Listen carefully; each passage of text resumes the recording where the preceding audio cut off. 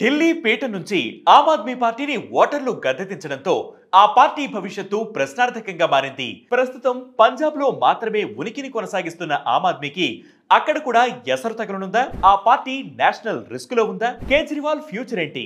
ఈ రోజు బిగ్ స్టోరీలో తెలుసుకుందాం. ఏ ప్రాంతం తాలూకు పాలన చూపించుకుని వివిధ రాష్ట్రాల్లో ప్రచారం చేసుకుంటూ అదే చోట ఆమ్ ఆద్మీ పవర్ కోల్పోవడం ఆ పార్టీకి ఆయువు పట్టు మీద దెబ్బ తగిలినట్టయింది. ఢిల్లీ ఓటర్లతో కేజ్రీవాల్ కు పెద్ద ఎదురు దెబ్బ తగిలింది. బీజేపీ ఇప్పుడు అక్కడ అధికారంలోకి వచ్చేసింది సరే, మరి కేజ్రీవాల్ అండ్ కో ఫ్యూచర్ ఏంటి?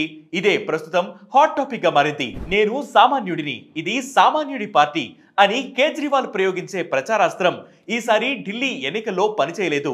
మఫ్లర్ మ్యాన్ గా గుర్తింపు పొందిన కేజ్రీవాల్ సహా ఆ పార్టీ నేతలపై అవినీతి ఆరోపణలు ఉండడం, ఈ విషయంపై ఆ నేతలు జైలుకెళ్లి రావడం ఎన్నికలపై ప్రభావం చూపింది. ఎల్జీతో ఆప్ వైరం పాలనపై ప్రభావం చూపడం, మిడిల్ క్లాస్ ను పెద్దగా పట్టించుకోకపోవడం వంటి అనేక కారణాలు ఓటమికి కారణాలయ్యాయి. ఇలా ఢిల్లీని కోల్పోయిన ఆమ్ ఆద్మీకి ఇప్పుడు కొత్త టెన్షన్ మొదలైంది. ఇప్పుడు పవర్ లో ఉన్న ఏకైక రాష్ట్రం పంజాబ్ కూడా ఆప్ కు చేజారిపోయే స్థితిలో ఉంది. అంతేకాదు ఈ పార్టీకి జాతీయ హోదా కూడా రద్దయ్యే అవకాశాలు ఉన్నాయి. 2022 పంజాబ్ అసెంబ్లీ ఎన్నికల్లో 117 సీట్లలో 92 స్థానాలు గెలుచుకుని విజయ ఢంకా మోగించిన ఆమ్ ఆద్మీకి 2024 లోక్సభ ఎన్నికల ఫలితాలు స్ట్రోక్ ఇచ్చాయి.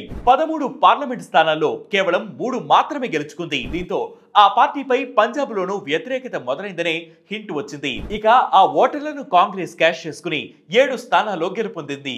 ఈ సెట్ బ్యాక్ ను ఢిల్లీ ఎన్నికల్లో మరోసారి విజయం సాధించి కవర్ చేయొచ్చనుకున్న కేజ్రీవాల్ కు ఢిల్లీ ప్రజలు షాక్ ఇచ్చారు. దీంతో పంజాబ్ లో పార్టీ పవర్ కోల్పోయే రిస్క్ మరింత పెరిగింది. మహిళలకు నెలకు 1000 రూపాయలు, మైనింగ్ ద్వారా 20,000 కోట్ల సంపదను సృష్టించడం మొదలైన ఎన్నికల హామీలను భగవంత్ మాన్ ప్రభుత్వం ఇంకా నెరవేర్చలేదు. దీనిపై ఇప్పటికే అక్కడ వ్యతిరేకత మొదలైంది. దీనికి తోడు కేజ్రీవాల్ కు పార్టీ ఫిరాయింపుల భయం వెంటాడుతోంది. పంజాబ్ లో 30కి పైగా ఆప్ ఎమ్మెల్యేలు తమతో టచ్ లో ఉన్నారని కాంగ్రెస్, బీజేపీలు చెప్పుకుంటున్నాయి. దీంతో పార్టీలో చీలిక ఎక్కడ ఏర్పడుతుందోననే భయం కూడా కేజ్రీవాల్ ను వెంటాడుతున్నట్లు రాజకీయ వర్గాల్లో జోరుగా చర్చ సాగుతోంది.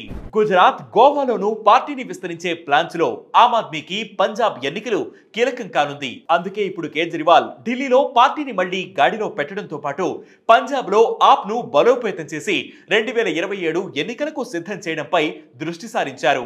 ఒకవేళ పంజాబ్ లోనూ ఆప్ ఓడితే ఇక ఆ పార్టీ కోలుకోవడం గగనమే. 2023లో జాతీయ హోదా దక్కించుకున్న ఈ పార్టీకి ఇప్పుడు ఆ హోదా కూడా రిస్క్ లో ఉంది.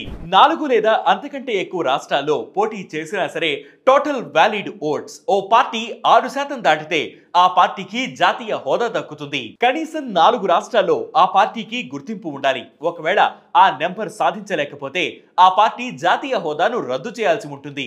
ఈ రాజకీయ సవాళ్లకు తోడు కేజ్రీవాల్ అండ్ కో ఇంకా అవినీతి కేసులు విచారణను సైతం ఎదుర్కోవాల్సి ఉంది. ఈ నేపథ్యంలో సామాన్యుడి పార్టీగా పాపులర్ అయిన ఆమ్ ఆద్మీ పార్టీ సామాన్య సీఎం అంటూ ప్రచారం సాగిన కేజ్రీవాల్ ఫ్యూచర్ ఏంటి? ఈ సవాళ్లను ఆయన అధిగమించగలరా అనేది ఆసక్తికరంగా మారింది. ఇది వాటి బిగ్ స్టోరీ. దీనిపై మీ అభిప్రాయాన్ని కింద కామెంట్ సెక్షన్ లో మెన్షన్ చేయండి. ఇలాంటి బిగ్ స్టోరీస్ ఎప్పటికప్పుడు తెలుసుకునేందుకు వెంటనే వెట్ న్యూస్ యాప్ ని ఫాలో అవ్వండి. వెట్ న్యూస్ తెలుగు యూట్యూబ్ ఛానల్ ని సబ్స్క్రైబ్ చేయండి.